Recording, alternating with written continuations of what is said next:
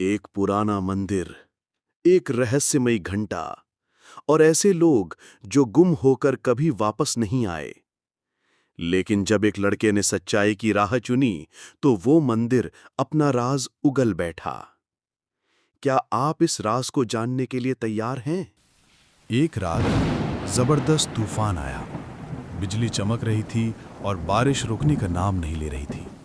गांव का नौजवान रमेश, जो एक मेहनती किसान था, काम से वापस लौट रहा था। उसी समय गांव का नाई रघु भी पास से गुजर रहा था।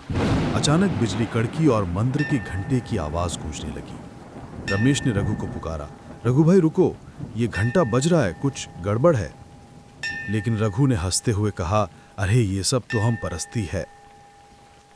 रघु के सामने से अचानक एक स्याह साया गुजरा और वो मंदिर की तरफ खिंचता चला गया। रमेश ने देखा कि रघु हवा में तैरता हुआ मंदिर में गायब हो गया। रमेश डर के मारे भागता हुआ रघु के घर पहुंचा और उसकी पत्नी कमला को सब बताया। कमला चीख पड़ी, नहीं ये झूठ है। लेकिन रमेश की आंखों में सच्चाई थी। क्या रघु वाकई मंदिर में गायब हो गया, या रमेश ने कुछ और देखा? रमेश का परिवार, जिसमें उसकी मां सरोज, पिता हरि और छोटी बहन काजल थी, खेत में काम कर रहा था।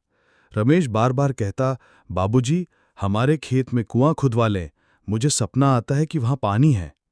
हरि हास कर टाल देते, बस सुस्त कहीं का, 1.5 किलोमीटर नदी तक चलने में क्या जाता है। लेकिन काजल ने समर्थन किया, बाबूजी, भैया ठीक कह रहे हैं, मुझे भी सपना आता है कि खेत में कुआं है। उस रात जब रमेश खेत में पानी गिरा देता है तो वो नदी की ओर जाता है। लेकिन रास्ते में उसे मंदिर के पास एक अजीब सी रोशनी दिखती है। वो डरते हुए करीब जाता है और देखता है कि मंदिर के घंटे से हल्की सी आवाज आ रही है, जैसे कोई उसे बुला रहा हो। रमेश भागकर घर लौटता है, लेकिन उसका दिल बेचैन रहता है। रात के 9 बजे रमेश अपने दोस्त गोपाल के घर जाता है।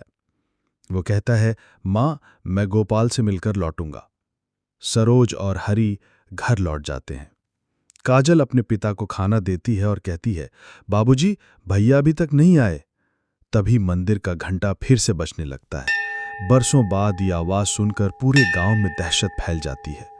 सरोज घबरा कर कहती है, ये रमेश कहाँ रह गया, कहीं कोई अनहोनी तो नहीं। दरवाजे पर दस्तक होती है।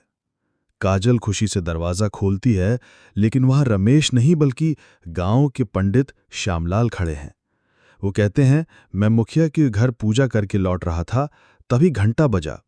तुम्हारा रमेश तो ठीक है ना? सरोज का चेहरा लटक जाता है। पंडित बताते हैं कि जब भी ये घंटा बजता है, कोई ना कोई गायब हो जाता है। क्या रमेश भी मंदिर के घंटे का शिकार बन गया? पंडित श्यामलाल बताते हैं कि सदियों पहले मंदिर के पुजारी का चोरों ने कत्ल कर दिया था। पुजारी ने मदद के लिए घंटा बजाया, लेकिन कोई नहीं आया। कहा जाता है कि उसकी आत्मा आज भी मंदिर में भटकती है, और जब घंटा बजता है, कोई न कोई गायब हो जाता है। हरि गुस्से में कहता है, तो इस घंटे को हटा क्यों नहीं देते? पंडित जवाब देते हैं, जिसने भी कोशिश की उसे फालिज हो गया। उसी रात रमेश गोपाल के घर से निकलता है। गोपाल उसे रोकता है, रमेश, घंटा बज रहा है, रुको। लेकिन रमेश कहता है, मैं इन तोहम्मतों पर यकीन नहीं करता। वो घर की तरफ चल पड़ता है। मंदिर के पास पहुंचते ही घंटे की आवाज तेज हो जाती है। रमेश अपने कानों को ढक लेता है, लेकिन उसे लगता है जैसे कोई उसे मंदिर की तरफ खींच रहा है। अचानक वो मंदिर के सामने खड़ा होता है और घंटा उसे अपनी तरफ खींच लेता है। क्या रमेश भी मंदिर में गायब हो गया, या कोई और रहस्य है? कुछ दिनों बाद गांव में एक बाबा मायाधर आता है। वो रमेश के गायब होने की खबर सुनकर हरि के घर पहुंचता है। मैं तुम्हारा बेटा वापस ला सकता हूं, बस तुम्हें सारा सोना दान करना होगा। सरोज तुरंत सारे जेवरात लाकर दे देती है। मायाधर पूरे गांव को मंदिर ले जाता है, जहां वो हवन करता है। लेकिन हवन में वो ऐसी राख डालता है कि धुआं फैलते ही सब बेहोश हो जाते हैं। मायाधर सारे जेवरात लेकर भागने की कोशिश करता है, लेकिन मंदिर के घंटे से अचानक किरणें निकलती हैं और वो वहीं जमीन पर गिर पड़ता है। अपंग होकर चीखने लगता है, मुझे माफ कर दो, मैंने धोखा किया। क्या ये पुजारी की आत्मा थी या मंदिर में कोई और शक्ति है? रमेश की आखिरी इच्छा को याद करके हरी खेत में कुआं खोदता है। खुदाई के दौरान उसे पुरानी मूर्तियां और जेवरात मिलते हैं। पंडित श्यामलाल कहते हैं, ये वही मूर्तियां हैं जो चोरों ने चुराई थीं। मूर्तियों को गंगा जल से धोकर मंदिर में स्थापित किया जाता है। तभी घंटा फिर से बजता है और सब डर जाते हैं। लेकिन अचानक काजल चिल्लाती है, माँ देखो, रमेश भैया घंटे से निकल रहे हैं। एक एक करके गायब हुए लोग, रघु, गांव के अन्य लोग घंटे से बाहर आते हैं।